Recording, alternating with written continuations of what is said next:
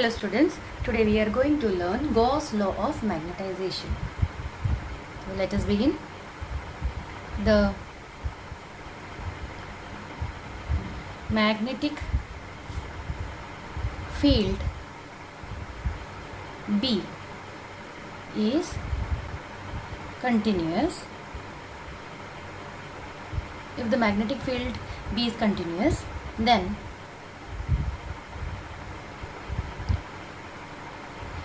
the flux entering a closed region is equal to the flux leaving it. ठीक है, तो अभी condition है इफ़ द मैग्नेटिक फील्ड जो है कैसा है, कंटिन्यूस है, तब उस टाइम पे क्या होगा, एक रीजन हमने कंसिडर किया तो वहाँ पे जितना फ्लक्स एंटर कर रहा है वो रीजन कैसा है, क्लोज रीजन है, then it is equal to the flux उसको लीविंग करने वाला. ठीक है, बाहर चला जा रहा है, जितना एंटर किया उतना बाहर चला गया. देयरफॉर क्लोज्ड है, क्लोज इंटीग्रल, अभी हमने सरफेस इंटीग्रल देख रहे हैं, इज इक्वल टू आ जाएगा, जितना एंटर हो रहा है उतना बाहर जा रहा है, इज इक्वल टू 0. और इसको और लिख सकते हैं, divergence of B equal to 0. This is Gauss's law applied to the magnetic field. और यहाँ हमने देख लिया जितना एंटर हो रहा है फ्लक्स उतना बाहर जा रहा है, यानी नेट सम करेंगे, अंदर आना और बाहर जाने वाले को हम जब सम करेंगे उसको बोलते हैं नेट. तो द नेट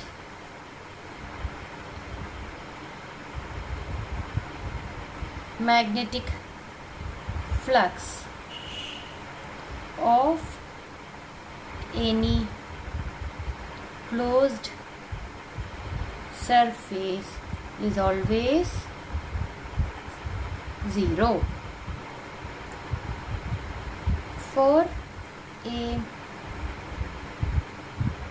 magnetic dipole, अभी हमने कंसिडर किया है मैग्नेटिक डायपोल को. Any closed surface, the magnetic flux directed inward. अभी जो मैग्नेटिक फ्लक्स है वो कहाँ डायरेक्ट कर रहा है, inward, towards the south pole. ठीक है, मैग्नेटिक फ्लक्स जो है वो डायरेक्ट कर रहा है इनवर्ड, यानी कौन से डायरेक्शन में, साउथ पोल के डायरेक्शन में. Will B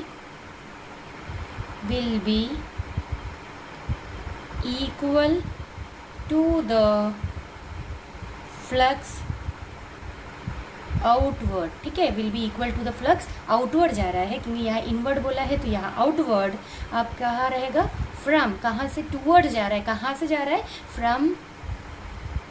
from the north pole. ठीक है, साउथ पोल से, यानी डायरेक्शन कहाँ से है, नॉर्थ पोल से साउथ पोल के तरफ. तो यहाँ भी जो नेट फ्लक्स रहेगा फॉर डायपोल सोर्सेस वो भी रहेगा equal to 0. The net flux will always be 0 for dipole sources. अभी हम ये अभी हमको तो ऑलरेडी पता है कि मैग्नेटिक पोल्स डाइपोल के फॉर्म में एग्जिस्ट होता है, बट हम अभी ये कंसिडर करते हैं कि मैग्नेटिक जो है वो मोनोपोल सोर्स है। अगर वो मोनोपोल सोर्स होता तो जो इंटीग्रल हमने अभी जो डिस्कस किया है, इंटीग्रल वो ज़ीरो के बराबर नहीं रहेगा, but non zero area integral मिला होता। Therefore if there were magnetic monopole source, this would give a non-zero integral. ठीक है, नॉन ज़ीरो इंटीग्रल दिया होता। ठीक है, thus Gauss's law of magnetization ये स्टेट करता है the sources of magnetic induction are magnetic dipoles not monopoles,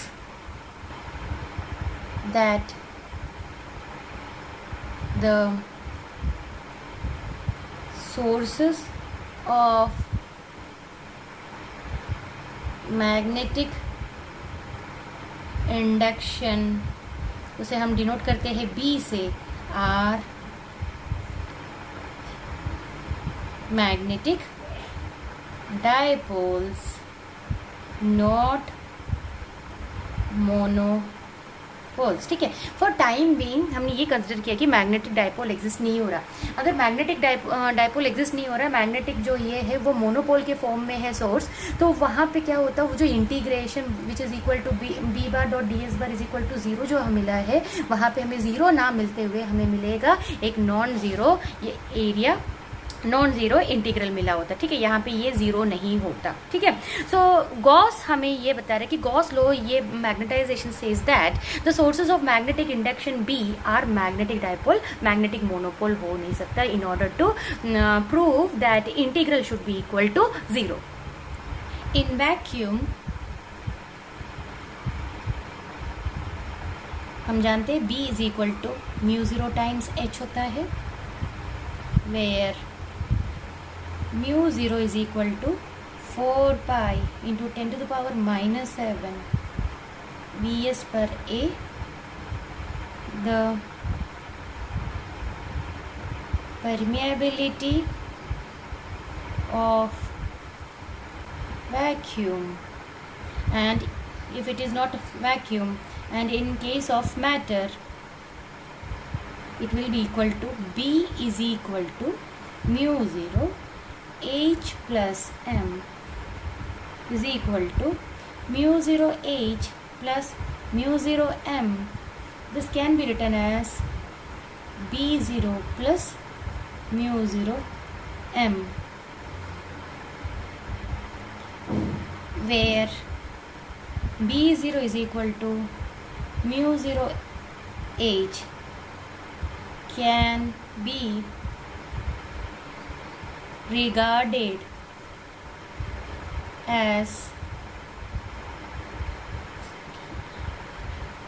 external field and M is the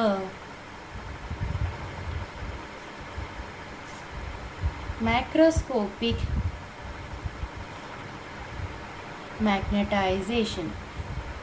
दो होते हैं, एक होता है माइक्रोस्कोपिक बहुत छोटा, और जब माइक्रोस्कोपिक मटेरियल को जब हम ज्वाइन करते हैं तो हमें मैक्रोस्कोपिक बड़ा फॉर्म में मिलता है, that is called as macroscopic magnetization. That is the density of magnetic dipole moment mu. Hence हमें गॉस लॉ से क्या पता चलता है, hence Gauss's law for magnetic fields accounts for the known existence of magnetic monopoles. ठीक है, Gauss law से हमें फॉर मैग्नेटिक फील्ड ये अकाउंट करता है कि there exist no magnetic, there does not exist magnetic monopole, rather magnetic things are present in the form of magnetic dipole. Thank you.